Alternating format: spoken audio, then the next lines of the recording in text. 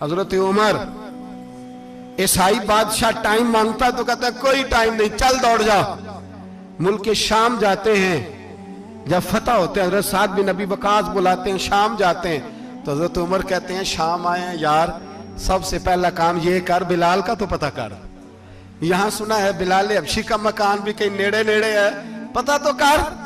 حضرت بلال حبشی حضرت سیدنا سعد کہنے لگے حضور بلا نہ لیں، فرمایا نہیں، وہ مصطفیٰ کا غلام ہے تو میرا تو امام ہے، میں گھر ملنے جاؤں گا، گھر رحماؤ بینہم، کالے رنگ کے حبشی غلام سیدنا بلال حبشی کو ملنے گھر گئے، اور جناب عمر جا کے بیٹھک میں انتظار کرنے لگے، گویا ڈرائنگ روم میں بیٹھے انتظار ہونے لگا۔ جناب سیدنا بلال آئے تو حضرت عمر اٹھ کے کھڑے ہوئے۔ ملک شام کے لوگوں نے یہ منظر عجیب دیکھا کہ جناب عمر فاروق ایک حبشی کے لیے کھڑے ہوئے، اور جب کھڑے ہوئے تو حضرت بلال کہنے لگے عمر بیٹھ جاؤ، یہ کیا کر رہے ہو؟ تو حضرت سیدنا عمر رو پڑے، کہنے لگے بلال تو حبشی پہلے تھا، جب سے رسول اللہ کا غلام بنا ہے ساری امت کا امام بن گیا، ساری امت کا تو امام بن گیا ہے جب سے تو نبی پاک صلی اللہ تعالی علیہ وسلم کا غلام بنا۔ بھائی یاد رکھیں، جب اشداء علی الکفار کی بات تھی تو اپنے سگے قتل ہو گئے، اور جب رحماء بینہم کی بات تھی تو پھر یہ نہیں دیکھا یہ حبشی ہے۔ توجہ ہے میری بات پر؟ جاگ رہے نا آپ لوگ؟ ادھر دیکھیں، پھر یہ نہیں دیکھا کہ یہ حبشی ہے، یہ رومی ہے، یہ کون ہے، پھر یہ دیکھا کہ یہ رسول اللہ کا غلام ہے صلی اللہ۔ ہمارے ہاں تو نفرتیں پھیل گئی ہیں، او بس کرو جی بنگالیوں سے جان چھڑاؤ، او بس کرو جی فلانے سے، او بس کر یار، رہن سہن اپنا اپنا ہوتا ہے، لیکن مسلمان جس طرح کا بھی ہو اس کے ساتھ نفرت کرنے کی اجازت نہیں ہے۔ پہلی بات اشداء علی الکفار، دوسری بات رحماء بین، اب تیسری بات ہے تراہم رکعن سجدا یبتغون فضلا من اللہ ورضوانا۔ میں نے جو شروع میں بات کی تھی نا کہ اگر خانہ کعبہ میں 40-50 لاکھ حاجی مل کے دعا ہی مانگ لیتا، دعا ہی مانگ لیتا مل کے تو کمال ہو جاتا۔ حضرت ابو بکر صدیق رضی اللہ تعالیٰ عنہ سے کسی نے پوچھا تھا بدر میں فتح کیسے ہوئی؟ اب بھی مسلمان کہتے ہیں نہیں جی کیسے لڑیں گے جی، ہمیں اپنا بڑا مسئلہ ہے۔ یہ کمزور لوگوں کی باتیں ہیں، کمزور جو خدا والے ہوتے ہیں ان کی یہ سوچ نہیں ہوتی، یہ آرزوے کرم اور میں آپ سے کروں، یہ بھیک اس کو جیتیے جس کا خدا نہ ہو۔ یہ کمزور لوگ ہیں جو کہتے ہیں نہیں کیسے ہوگا، کس طرح ہوگا، جن کو پتا ہو کہ ہماری غیبی طاقت ہے ہماری۔ حضرت ابو بکر صدیق رضی اللہ تعالیٰ پوچھا جناب بدر میں کیسے جیت گئے؟ تلواریں زیادہ تھی، نیزے زیادہ تھے، یا آپ کو جاسوسی زیادہ تھی، پتہ زیادہ تھا کہ یوں قابو آئیں گے کافر؟ تو ابو بکر صدیق فرمانے لگے نہ نیزوں سے جیتے نہ تلواروں سے جیتے، ہم جو بدر میں جیتے ہیں تو مصطفیٰ کی نمازوں سے جیتے ہیں، ہمیں جو بدر میں کامیابی ملی تو رسول اللہ کی دعاؤں کی برکت سے ملی۔ فرمانے لگے کافر ساری رات شرابیں پیتے رہے، ساری رات وہ نعت گانے میں مصروف رہے، اور میں حضور کے خیمے میں موجود تھا، نبی پاک ساری رات نماز پڑھتے رہے، ساری رات حضور نماز پڑھتے رہے، ساری رات اللہ سے دعا کرتے رہے۔ فرمایا صبح جو کامیابی ملی تو یہ مصطفیٰ کی نمازوں کی برکت سے ملی۔ ایک بزرگ کی میں بات سن رہا تھا، وہ کہہ رہے تھے اب نمازیں عبادتیں ریاضتیں بعد میں کرنا، پہلے جہاد کرو۔ کہہ رہے تھے اب نکل کر خانقاہوں سے ادا کا رسم شبیری، عبادتیں ریاضتیں تلاوتیں درود بعد میں ہوگا، پہلے جہاد۔ تو میں نے کہا صاحب عبادتیں تلاوتیں درود ہو کہاں رہا ہے، پہلے وہ جگہ تو بتائیں۔ خانقاہوں پہ تو عرس ہو رہا ہے، سال کے بعد ڈھول لگ رہا ہے۔ وہ جو زمانہ تھا نا کہ خانقاہ شریف پہ شام تک قرآن مجید ختم ہوگا، فجر کے بعد 50,000 درود پڑھا جائے گا، وہاں لوگ آئے ہیں تو وہاں ذکر کرتے کرتے لوگ اس قدر مست ہوئے کہ انہیں ہوش ہی نہیں کہاں کہ کہاں گئے، وہ تو دور ختم ہو گیا۔ اب کہاں ہے خانقاہ میں؟ اب تو نظر نیاز رہ گئی، ختم شریف رہ گیا، عرس پاک رہ گیا، باقی تو معاملہ ختم ہے۔ وہ کہاں گیا معاملہ سارا؟ بھائی دعائیں التجائیں۔ شہاب الدین غوری سے پوچھا جناب فتح کیسے ہوئی؟ کہنے لگے خواجہ معین الدین اجمیری کی دعاؤں کی برکت سے۔ فرماتے ہیں بابا دعا مانگتا تھا، ہم جہاد کرتے تھے، اللہ کامیابی دے دیتا تھا۔ بھائی وہ عبادت، وہ ریاضت، وہ مسلمان جو رات کو اپنے رب کو منا لیا کرتا تھا، وہ اپنی عبادت کے زور پر اللہ تبارک و تعالیٰ کی بارگاہ میں آہو زاری۔ حضور نے فرمایا الدعاء صلاح المومن، دعا مومن کا ہتھیار ہے، دعا مومن کا बोल के बताना है। दुआ मोमिन का, फरमाया मोमिन ये हथियार चला सकता है, ये हथियार काफिर के पास मौजूद है। हजरत ज़ैद बिन हारसा रदी अल्लाह ताला अन्हु को ना पकड़ के, कुछ काफिर उनको पकड़ के ले गए तो एक दरख्त के साथ बांध लिया, कहने लगे तुम्हें कत्ल करेंगे, हुजूर के सहाबी हैं रदी अल्लाह ताला। जब काफिर आपको कत्ल करने लगा ना तो उन्होंने दरख्त के साथ अच्छी तरीके से टांगे बांध ली, हाथ बांध लिए, गर्दन बांध ली, कहने लगा बुला अपने रब को। तो हजरत ज़ैद रदी अल्लाह ताला अन्हु फरमाने लगे मैं तो शहीद होने को तैयार था, लेकिन तूने आजमाने का प्रोग्राम बनाया तो ठीक है, मैं फिर बुलाने लगा हूं अपने रब की मदद को। ऐ अल्लाह मदद फरमा। उसने उतनी देर में तलवार नियाम से निकाल ली, ऐ अल्लाह मदद फरमा। उसने जब तक दोनों हाथों में तलवार सौंप ली, ऐ अल्लाह मदद फरमा। जब तीसरी बार आपने ये कहा तो उसने तलवार उठाई, कहा अल्लाह मदद फरमा। हजरत ज़ैद रदी अल्लाह ताला अन्हु कहते हैं जब चौथी बार मेरी जुबान से लफ्ज निकले, काफिर के हाथ में तलवार थी पर गर्दन भी उसकी कट के नीचे गिर गई, कि गर्दन कट के उसी वक्त नीचे गिरी। मुझे किसी ने खोला, ना मारने वाला नजर आया, ना गर्दन काटने वाला नजर आया, ना मुझे खोलने वाला। तो मैंने कहा आने वाले तू बता तो सही तू कौन है? तो कहने लगे मैं जिब्रील अमीन हूं, मैं जिब्रील अमीन हूं, मैं जिब्रील, मुझे दुश्मनों ना छेड़ो, मेरा है कोई जहां में, मुझे दुश्मनों न छेड़ो, मेरा है कोई जहां में, मैं अभी पुकार लूंगा, नहीं दूर है मदीना। कहा जब तूने, हजरत जिब्रील कहने लगे जब तूने पहली दफा कहा ना अल्लाह मदद फरमा, तो मैं सिदरतुल मुंतहा पे था, मुझे हुक्म हुआ जिब्रील देर ना करना। फरमाते हैं जब दूसरी दफा तूने कहा ना अल्लाह मदद फरमा तो मैं 7वें आसमान पे था, और जब तीसरी दफा कहा मदद फरमा तो मैं पहले आसमान पे था, और फरमाया जब तूने कहा चौथी दफा अल्लाह मदद फरमा तो मैं तेरे सराहने खड़ा था, मैं तेरे सराहने। तो भाई अब तो इज्तिमाई दुआ भी नहीं रही हमारी, अब तो ये वाला सौदा भी। अकबर अल आबादी ने कहा था मुसीबत में भी अब याद खुदा हमको नहीं आती, दुआ मुंह से ना निकली जेबों से अर्जियां निकली। अब भी हम कहते हैं करेंगे बात, सफीर को बुलाएंगे, हमने कहा है उसको, तो मान जाएगा वो आपकी बात? वो बच्चे काट रहा है तो उसको घर बुला रहा है। अभी तक एक इतना सा स्टैंड कि उनका जो दफ्तर है सिफारत खाना वो बंद कर दिया जाए, इतनी भी तौफीक नहीं हुई। कहते हैं ठीक है शोर शुरू हो रहा है, बस चुप कर देंगे सारे। खुदारा ख्वाबे गफलत से उठो, बेदारी हासिल करो, और कुछ नहीं हो सकता तो खोल के दुआ तो मांगो उनके लिए दुआ तो मांगो। अल्लाह बड़ा करीम है, वो जब मदद करने पे आता है तो फिर बड़े बड़े काफिरों के मुकाबले में अपने बंदों की मदद फरमाता है। और मैं ये पैगाम देना चाहता हूं आलमे कुफर को भी, याद रखें रब करीम जब मदद करने पे आए तो अकेले हजरत इब्राहीम और एक तरफ पूरी मिल्लत हो तो अल्लाह अपने खलील को बचा लिया करता है। रब करीम की रहमत कामिला जब फैसला कर लेती है तो फिर नमरूद जैसे सुपर पावर ताकत को रब करीम मच्छर से मरवा दिया करता है। अल्लाह तबारक व तआला, ये तो मुसलमान का दुआ वाला सौता ही, वो निकल कर खानकाहों से अदा कर रस्म शबीरी, ये तो तब होगा जब खानकाह के अंदर को जिक्र फिक्र इबादत हो रही हो, और जब वहां हाल ही कोई नहीं, वहां तो रक्सो सुरूर है, वहां तो बात झूठी तारीफें हैं, हर आदमी ने एक बंदा साथ रखा हुआ है तारीफें करने कराने वाला, तो मामला ही और हो गया है। मेरे भाई इबादत की लज्जत हजरत सैयदना उमर फारूक, सब बोलिए रदी अल्लाह ताला, हजरत उमर फारूक रदी अल्लाह ताला का मुबारक जमाना है। हजरत उमर ने फौज भेजी ईरान के हुक्मरान के साथ जिहाद करने। ईरान के बादशाह ने 2 ईसाई जासूस भेजे, कहने लगा जरा पता तो करो मुसलमानों का रात का तरीका क्या है, मैं साफ बंदी कराता हूं। वो सारी रात साफ बंदी कराता रहा। 2 जासूस आए मुसलमानों की मालूमात करने, मालूमात करके जब वापस गए तो हजरत उमर फारूक रदी अल्लाह ताला अन्हु के सिपाहियों को देखा, गौर से पलटे तो बादशाह कहने लगा क्या हाल देख के आए हो? कहने लगा सारे मुसल्ले पे बैठे हुए, जितने घंटे हम वहां रहे हैं मुजाहिदीन मुसल्ले पे रहे, यूं लगता है जैसे उनका दुनियादारी से कोई ताल्लुक। और कहने लगे बादशाह कोई ऐसी ताकत है जिसको वो बुला रहे थे, कोई ऐसी कुव्वत है जिसको वो पुकार रहे थे।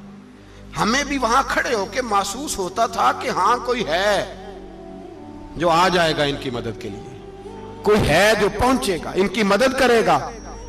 ایران کا بادشاہ کہنے لگا مجھے سمجھ آ گئی ہے، وہ جسم کی طاقت سے ہی نہیں لڑتے، وہ کوئی غیبی طاقت ہے جس سے وہ لڑتے ہیں۔ بھائی وہ غیبی طاقت بھی تو ہمارے پاس ہم نے ناراض کر لی ہے نا، وہ بھی تو نہیں نا، مسجد کا رخ بھی تو کوئی نہیں۔ اور میں نے پچھلے جمعے بھی کہا تھا، پھر کہتا ہوں، وہن ہو گیا امت کو۔ نبی پاک نے فرمایا امت کو وہ کیا ہے، دنیا سے محبت ہو گئی ہے، موت سے کراہت ہو گئی، وہن ہے۔ صحابہ کرام کو موت سے بڑا پیار تھا، موت سے بڑی محبت کر، ہماری طرح نہیں، وہ کہتے تھے مریں گے تو منو مٹی، تو وہاں ٹھیک ہے عذاب قبر حق ہے، لیکن میں کہا کرتا ہوں سالوں کے بعد جو پردیس سے ماں کے پاس آئے، ماں اسے عذاب نہیں دیتی، اس کا ماتھا چوما کرتی ہے۔ اور بھائی جو رب کریم کی بارگاہ میں جائے گا، تیرا کیا خیال ہے گل سڑ جائے گا؟ مدینے والے حبیب نے فرمایا قبر المومن روضۃ من ریاض الجنہ، فرمایا میرا مومن جب قبر میں جاتا ہے تو اللہ جنت کے سارے دروازے کھول دیتا ہے، وہ تو اللہ کی رحمت میں پہنچتا ہے۔ کون کہتا ہے مومن مر گئے، وہ تو قید سے چھوٹے اپنے گھر گئے۔ کون کہتا ہے قبر میں عذاب ہے تو صرف عذاب ہی ہے، ہاں مجرم کو سزا ملے گی، لیکن مومن ہمیشہ جہنم میں، وہ بالآخر جنت میں جائے گا، بالآخر جنت میں جائے گا۔ اور کسی درویش نے بات کی، وہ کر کے چلے گئے، بر کمال ہی کر گئے، کہنے لگے دوزخ میں میں تو کیا، میرا سایہ نہ جائے گا، کیونکہ رسول پاک سے دیکھا نہ جائے گا۔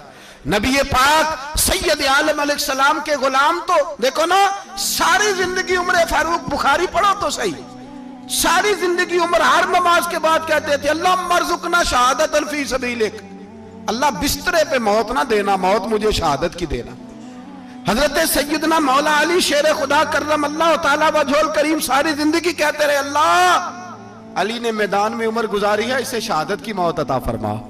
وہ بھائی یہ تو شہادتیں مانگنے والے۔ حضرت امام حسین میدان کربلا میں کھڑے تھے، شمر کہنے لگا حسین تیری چاروں جانب موت ہے، تو آپ فرمانے لگے تجھے ابھی ہمارا پتہ ہی نہیں، موت سے تو ہمارا پیار چلتا ہے، اور فرمایا یہ شہادت تو ہمارا پیچھا کرتی ہے، پہنچ جاتی ہے جہاں ہم ہوتے ہیں، موت سے ڈر آ رہا ہے۔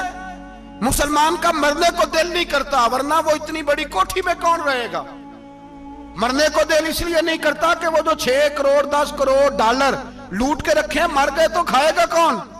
وہ فقیر فاقہ مست تھے، ان کا گھر ہی کوئی نہیں تھا، ان کے بینک بیلنس ہی کوئی نہیں تھے، وہ کہتے تھے گھر ہمارا ہے وہ جو ہمارے رب نے تیار کیا ہوا ہے، ہمارا بینک بیلنس ہے وہ جو ہمیں جنت میں جا کے ملے گا۔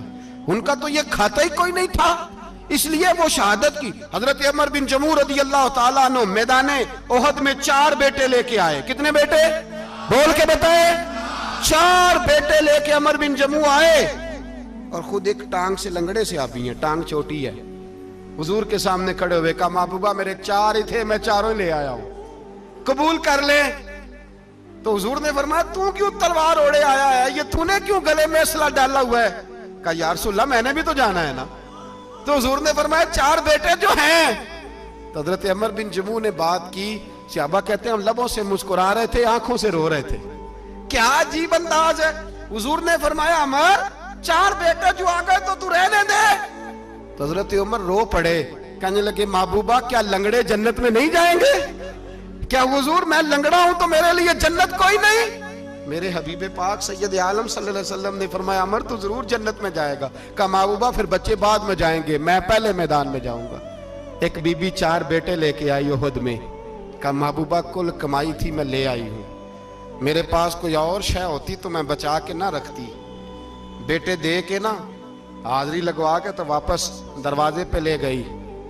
تو حضرت سیدنا عبداللہ ابن عمر فرماتے ہیں بی بی بول رہی تھی تو میرا جذبہ جہاد بڑھ رہا تھا، اپنے بیٹوں کو کہنے لگی میں تمہیں حضور کے پاس چھوڑ کے جا رہی ہوں، جب تم میدان میں گرو گے تو میں تمہیں دیکھنے آؤں گی، دیکھنا تمہاری پشت پہ کوئی زخم نظر نہ آئے، جتنے تیر کھانے ہوئے سینے پہ کھانا، جتنے تلواروں کے نیزوں کے زخم برداشت کرنے ہوئے یہاں کھانا، پشت پہ زخم نظر نہ آئے۔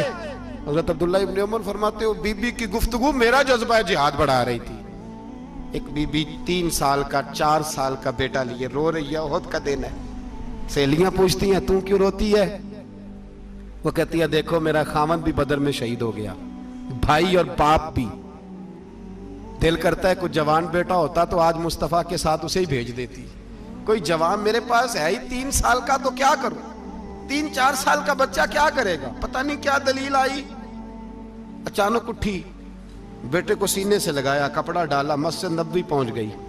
हजरत बिलाल कहते हैं मुझे मिली, कहने लगी बिलाल मुझे पता है हुजूर तैयारी करा रहे हैं जंग की, पर 2 मिनट अगर मेरी मुलाकात हो जाए। बिलाल हबशी कहने लगे हुजूर हम एक बीबी जिद कर रही है। हुजूर बाहर आए, कहने लगी हुजूर मैं फलां की बेटी, फलां की बहन, फलां की बेवा हूं। मैंने बदर में 3 शहीद दिए हैं, अब मेरे पास ये 3 साल का लाल ही बचा है, बड़ा फख्र है मेरा। लोग मुझे शहीद की बेवा, शहीद की बेटी, शहीद की बहन करते।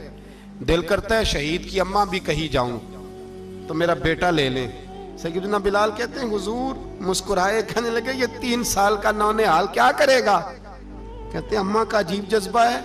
कहने लगी महबूबा सुना है असला भी थोड़ा ही है, ढालें ज्यादा कोई नहीं, मेरा बेटा साथ रख लें। जब आपकी तरफ कोई तीर आया ना तो मेरा बेटा ढाल के तो इसको ढाल बना के आगे कर देना। महबूबा ढाल तो बानी सकता है ना। हजरत बिलाल फरमाते हैं मुस्तफ़ा करीम ने फरमाया जा मैंने कबूल किया, कयामत के दिन बेटा घर ले जा, जब तेरा नाम पुकारा जाएगा तो शहीद की अम्मा कह के पुकारा जाएगा, जा तू घर ले जा। कहते हैं चलते चलते एक गरीबनी और आ गई, इतनी सी अट्टी बान की, इतनी सी। बिलाल हुजूर से मुलाकात हो जाएगी। नबी पाक आ गए, कहा महबूबा ये गलबा इस्लाम में मेरा भी हिस्सा डाल ले। हुजूर ने फरमाया ये क्या है? कहने लगी हुजूर खामन फौत हो गया, औलाद अल्लाह ने बेनियाजी से दी नहीं, सवेरे चरखा काट के रिज़्क़े हलाल खाती हूँ। मेरे पास ना ये इतना सा बान है, एक घोड़े की लगाम बन जाएगी।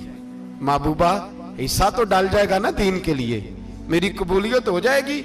मेरे हबीब ने हाथ उठाए और दुआ मांगी, कहे अल्लाह जितना तू मैदान के मुजाहिदों को अजर अता फरमाए उतना इस गरीबनी को भी अता फरमाना, उतना इसे भी देना। भाई ये जज्बे थे, ये रंग था उम्मत मुस्लिमा का, इसलिए काफिर घर में बैठ के कांपा करता था।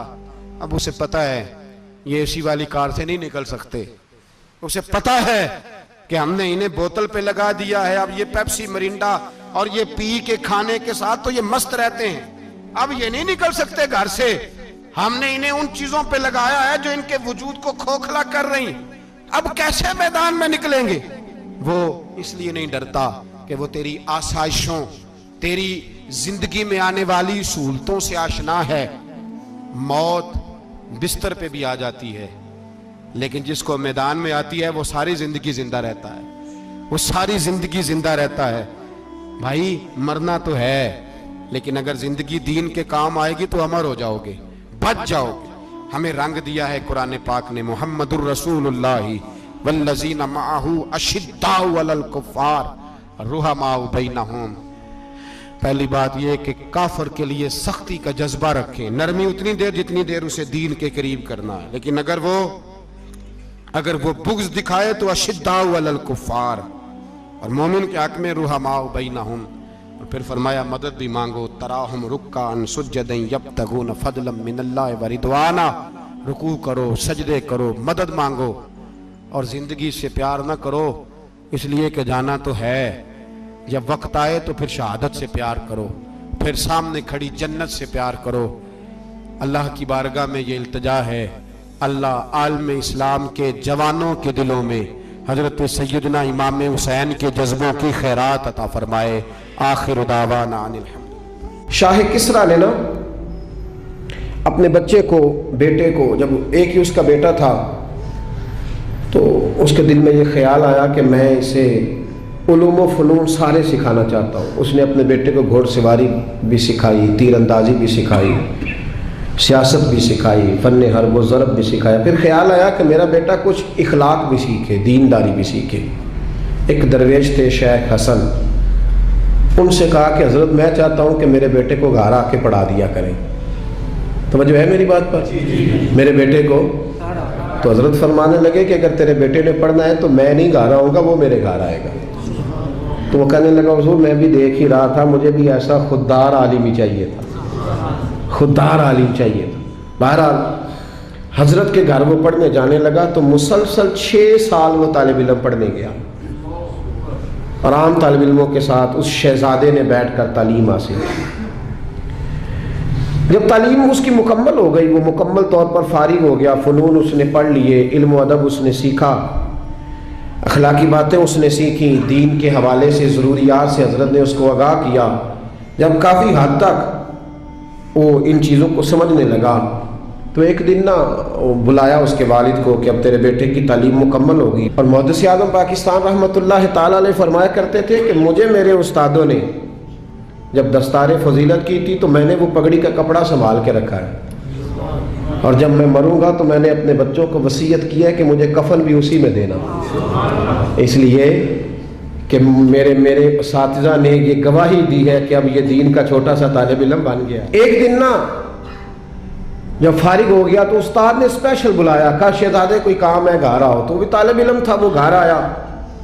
جب حضرت کے کمرے میں داخل ہوا تو اندر سے نا انہوں نے کنڈی لگا لی دروازے کی, ہاتھ میں درہ لے لیا, اتنی زور زور سے درے برسائے کہ اس کے وجود پر نشان پڑ گئے, مارتے گئے. میری غلطی استاد جی. اس نے کہا چپ کر, غلطی پوچھتا ہے نالائق. پھر مارا, پھر مارا, بہت مارا, اور جب بہت زیادہ مار لیا تو خود بھی پسینے سے شراب, دروازہ کھولا, چل دوڑ جا. شہزادہ تھا نا, باہر کھڑا ہو کے کہنے لگا حضور آپ ظلم کر رہے ہیں, مجھے بتائیں تو صحیح میری غلطی کیا ہے. غلطی بتا کے مارے تو ٹھیک ہوا, پر میں تجھے غلطی بتاؤں گا, چل نکل جا. اس نے گھر جا کے اپنے ابا سے کہا, بادشاہ سلامت سے, کہ استاد جی نے ناجائز مارا ہے. بادشاہ سمجھدار تھا, کہنے لگا بیٹا جو قومیں اساتذہ کو کٹہروں میں کھڑا کرتی ہیں وہ کبھی کامیاب نہیں ہوتی. استاد کا بھی ناجائز نہیں مارا. اگر فزکس کیمسٹری کا ہو تو وہ ناجائز نہیں مارتا, لیکن اگر 8000 کا مولوی ہو تو پھر وہ ناجائز ہی مارتا ہے. پھر سویرے اماں آئی جاتی ہے کہ جی تم مسیتے رہنا ہے کہ جا جانا ہے, 8000 تنخواہ ہے تو میرا 60 کروڑ کا منڈا ہے. میں غلط نہیں کہہ رہا, میں صحیح کہہ رہا ہوں. وہ اگر فزکس کا استاد ہو نا جو 10,000 روپیہ لیتا ہے تو پھر تو ٹھیک ہے, لیکن اگر بیچارہ غریب امام مسجد ہو تو پھر تو وہ شہزادے کو آگ نہیں لگا سکتا. یہ تقسیم ہے ہماری, یہ ظلم ہے. تو بادشاہ نے کہا کہ بیٹا اساتذہ ناجائز نہیں مارتے, تیری کوئی غلطی ہوگی جس کی تجھے نہیں خبر, استاد جانتے. اس نے کہا نہیں ابا میں وہاں رہا ہوں, کوئی بات ہوتی تو مجھے بھی پتہ ہوتی, اور پھر اگر اتنی سخت بات تھی جس پہ اتنا مارا کہ میرے وجود پہ نشان پڑ گئے, مجھے بتایا جاتا. اس نے کہا بہرحال میں تیرے استاد کو کٹہرے میں کھڑا نہیں کر سکتا, وہ تیرا استاد ہے. بڑے لوگ ایسی باتیں کرتے تھے. اب اس نے اپنی اماں سے کہا کہ اماں میرے دل سے بات نہیں جاتی, میرے ساتھ ظلم ہوا ہے. استاد نے قصداً مارا ہے, بلا وجہ مارا ہے, تعلیم سے فارغ ہونے کے بعد مارا ہے, سمجھ نہیں آتی. تو اماں کہنے لگی بیٹا تیرے ابا نے نہ کر دیا تو اب ہاں کون کرائے گا. اور بادشاہ سلامت ہے, سخت مزاج آدمی ہے, میرا بیٹا تو صبر ہی کر. بچے نے صبر تو کر لیا پر اندر سے بات گئی نہیں. ظلم ہوا تھا نا, 30-35 سال بیت گئے. اس کے باپ کا انتقال ہوا تو وہ بادشاہ بن گیا. شیخ حسن بوڑھے ہو گئے تھے, یہ بھویں سفید ہو کے جھک گئی تھی, دونوں ہاتھوں سے لاٹھی پکڑتے تھے پھر بھی مشکل سے چلتے تھے. پہلے دن تخت نشین ہو کے شہزادے نے پہلا حکم یہ جاری کیا کہ میرے استاد کو حاضر کرو. 3-4 سپاہی بھیجے کو بابے کو پکڑ کے لاؤ جیسے بھی آ سکتا ہے. لے آئے, حضرت کو لا کے جب سامنے کھڑا کیا تو کہا استاد جی ناراض نہ ہونا, بوڑھے ہیں, کمزور ہیں, شک کوئی نہیں, پر میں کیا کروں, آج بھی دردیں اسی طرح میری تازی ہیں. سوچتا ہوں تو پھر مجھے اسی طرح جلن محسوس ہوتی ہے, بتاؤ کیوں مارا تھا. تو شیخ حسن رو پڑے, کہنے لگے بیٹے بس اللہ سے میں نے دعا کی تھی کہ اس دن کے لیے مجھے زندہ رکھے, وہ دن آ گیا, میں نے آج کے دن کے لیے تجھے مارا تھا, بس آج جو دن آیا اسی لیے مارا. کہا حضور کیا مطلب. اب فرمانے لگے کتنی دیر ہو گئی تجھے مار پڑے ہوئے. کہا 35 سال. آج کیوں بلایا ہے, بھولا تو نہیں نا 35 سالوں میں. کہا حضور نہیں بھولا, تو آج کیوں بلایا. کہا میں آج صاحب اختیار ہوا ہوں تو بلا لیا. تو آپ فرمانے لگے بیٹے مجھے پتا تھا ایک دن تو بادشاہ بنے گا, اس لیے تجھے مارا تھا. ناجائز نہ کسی کے ساتھ ظلم کرنا. اگر تجھے 35 سال نہیں نہ بھولا تو جس کے ساتھ تو ظلم کرے گا اسے بھی قیامت تک نہیں بھولے گا. اور فرمایا آج تو با اختیار ہوا ہے تو نے مجھے کٹہرے میں بلا لیا ہے، قیامت کے دن اللہ سارے مظلوموں کو با اختیار کر دے گا، سارے مظلوم با اختیار ہوں گے اور سارے ظالم کٹہروں میں کھڑے ہوں گے، پھر تجھ سے ایک ایک بات کا حساب پوچھیں گے۔ شہزادہ کھل کے رویا، استادوں کی دست بوسی کی، تحائف دیے، کہنے لگا رب آپ کا بھلا کرے، آپ نے مجھے صرف علم نہیں سکھایا، تجربہ کر کے مجھے آپ نے علم محسوس کرنا بھی بتا دیا ہے، مجھے احساس ہو گیا کس طرح کر کہ بھئی یہ نہیں بھولا کرتا، آپ یقین کریں یہ نہیں بھولتا۔ کسی کو لوگ گالی دے دیتے ہیں نا، گالی، وہ غریب آدمی ہوتا ہے بیچارہ، چھوٹا آدمی، وہ جواب نہیں دے پاتا، لیکن جب اس شخص کے، اس چودھری کے، سیٹھ کا مسجد میں جنازے کا بھی اعلان ہوتا ہے تو پھر بھی گالی یاد آتی ہے۔ ہاں یہ نہیں بھولتی، کیا کرے، ظلم جو کیا ہے، غلط گالی جو نکالی، لوگ جنازہ پڑھنے تک چلے جاتے ہیں۔